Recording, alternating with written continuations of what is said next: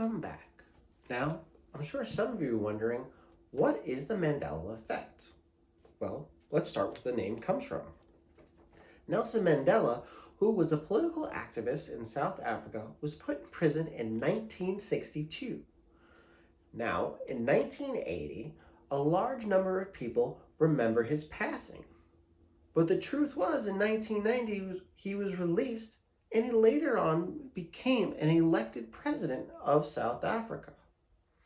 Now, even though these people's recollections remember his funeral being on TV, apparently this was all a misunderstanding.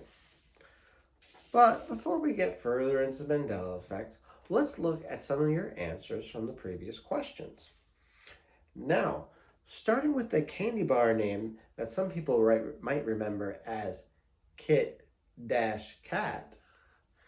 would be wrong, because the real spelling of it was just simply Kit Kat.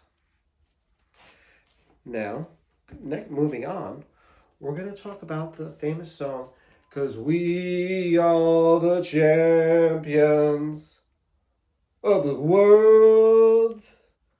But we're not, because the song actually ends just on champions. The third one will go into the classic line, "Luke, I am your father," was also never true. The real line is, "No, I am your father," as they clearly said.